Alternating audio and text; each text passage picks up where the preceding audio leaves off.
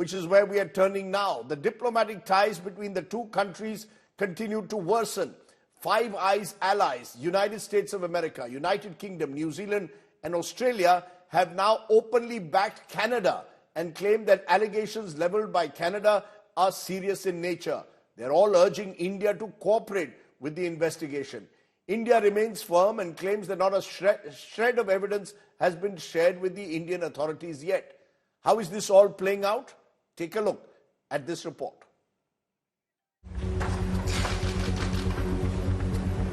Just 4 days after his meeting with Prime Minister Narendra Modi on the sidelines of the ASEAN summit, Canadian Prime Minister Justin Trudeau on Monday climbed up the escalation ladder in a dramatic fashion, directly implicating the government of India in the assassination of Khalistani separatist Rajdeep Singh Nijjar on Canadian soil. As the RCMP Commissioner stated earlier, they have clear and compelling evidence that agents of the Government of India have engaged in and continue to engage in activities that pose a significant threat to public safety. The ties between the two countries plumbed new lows this week after tit-for-tat expulsion of 6 diplomats over Canada's charge that the Indian government used the Lawrence Bishnoi gang to target Khalistani separatists abroad. What is clear is Canada is acting in tandem with the United States, where the FBI is investigating an alleged plot to kill Gurpatwant Singh Pannu, a Khalistani leader designated as a terrorist by India. The US State Department on Tuesday said India should cooperate with the Canadian probe.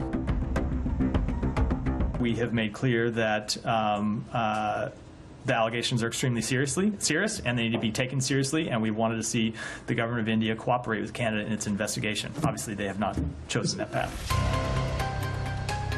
The UK, Australia and New Zealand, which are part of the Five Eyes intelligence network along with the US and Canada, issued similar statements backing the Canadian investigation. India's response has been two-pronged. While New Delhi is engaging with the US, it outrightly rejected Trudeau's charges, describing them as Trudeau saying same old things for same old reasons. Ministry of External Affairs sources said Canada has provided no credible proof to back its charges. Trudeau's critics have been accusing him of pandering to Sikh hardliners in Canada with an eye on elections next year. The latest diplomatic standoff comes ahead of Trudeau's Wednesday deposition before an inquiry into alleged Chinese interference in the last 2 Canadian elections. Interestingly, Canadian Security Intelligence Service Interim Director Vanessa Lloyd had last month testified before the federal inquiry that Pakistan was providing help to Khalistani elements in the country. Canadian authorities' soft handling of Sikh separatists who have targeted Indians has been a bone of contention between New Delhi and Ottawa. Bureau Report, India Today. So are we witnessing now a total collapse or a meltdown in India-Canada ties? What is Trudeau's game plan now? Are the US and Canada crucially working in tandem? And where does that leave India's options? Joining me now, Vivek Kaju, former Secretary, Ministry of External Affairs, Michael Kugelman, Director, South Asia Institute in Washington, D.C., and Terry Milewski, Canadian journalist, joining me from Toronto in Canada. Appreciate all of you joining us. Let me come to you, Mr. Kaju, first, because you've written on this, I saw in one of the papers this morning, and you seem to suggest that Trudeau has crossed a certain red line by taking what could have been handled diplomatically into the political domain. But we've seen today the United States supporting him, Great Britain supporting him, Australia supporting him. Are we, in a sense, therefore, as a nation, finding ourselves being surrounded by these Five Eye allies? No, I'm not surprised at all. And the Five Eye allies supporting Trudeau, after all, they are allies. And at crucial times, allies in such matters come together. That's not the point. The point is that Trudeau has upped the ante by really taking it in the political domain, and he has done so through leaks in the Washington Post, for instance. That is unprecedented. In my diplomatic experience, that's never done. Because if you take something, these issues out of the intelligence and the diplomatic domain into trading direct charges of such kind on ministers, and knowing full well that in democracies, ministers don't get involved in operational matters ever, then you have crossed, as you have rightly said, a red line, and getting back from that red line becomes extremely, extremely difficult. Okay, let's then come, and I'll come back to the US position in a moment because that's critical, but let's first look at it from a Canadian perspective. Terry Milewski, what prompted Trudeau, or what continues to prompt Trudeau to push the envelope? Is it the fact that he faces serious charges about Chinese interference in Canada? He's had to depose before your parliament, and he's trying to diffuse that issue, or the fact that his government remains almost hostage to Sikh extremist groups, or those who we classify here as Sikh extremists? I think we've heard plenty of conspiracy theories about Trudeau's motives, that he's in cahoots with the CIA, he's trying to cover up Chinese interference in Canadian elections, and so forth. However, India has a problem. All of this about how Trudeau is a bad man and his tactics, I would like to ask you one question. How on earth should Canada expect that India will act on these allegations and engage in a proper investigation of these allegations if they won't do it when you go public? How were the Canadians to expect that they would do anything when they approached them diplomatically, as they certainly did before going public? It's no use accusing Trudeau of breaching some diplomatic niceties by going public. That was after the Canadians raised it with the Indians. Now, Canada has failed utterly for 40 years to take account, to respect India's legitimate complaints that Canada has whistled past the graveyard, ignored Khalistani violence, ignored Indian warnings about more violence to come.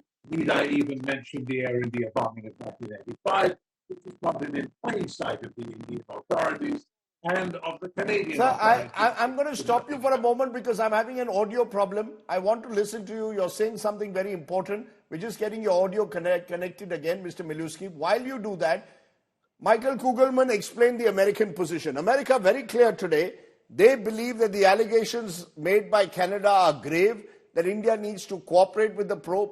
Is America sending out a message that we stand with Canada, and more importantly, that the conspiracy that we see taking place in our own country against alleged Khalistani sympathizers is linked to what is the case being brought up by Canada? Are US and Canada working in tandem on this?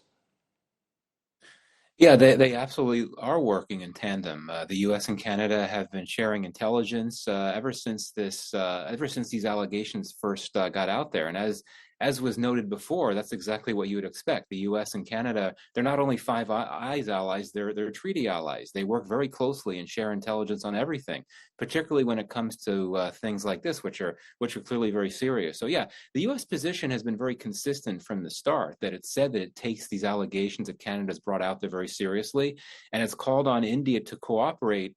And yet we heard just recently Washington essentially indicate that it agrees with Canada that India is not cooperating in But in Michael, what does cooperation mean? If I may press you, what does cooperation mean? When the US says India must cooperate, what is India to do? If a sovereign nation like Canada is going public with these allegations, how is India then going to cooperate? What is the cooperation if all of this is going to play out in the public domain on a very sensitive issue?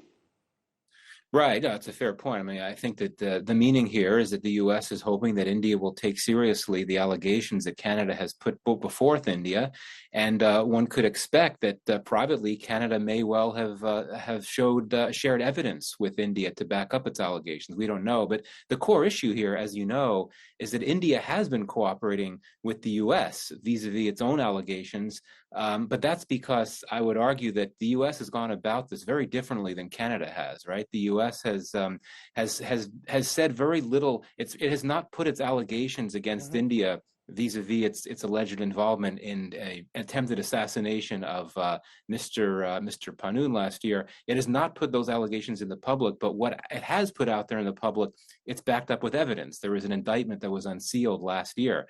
But of course, in the Canada case, there's been a lot of allegations put out there in the public, but not much evidence provided for that.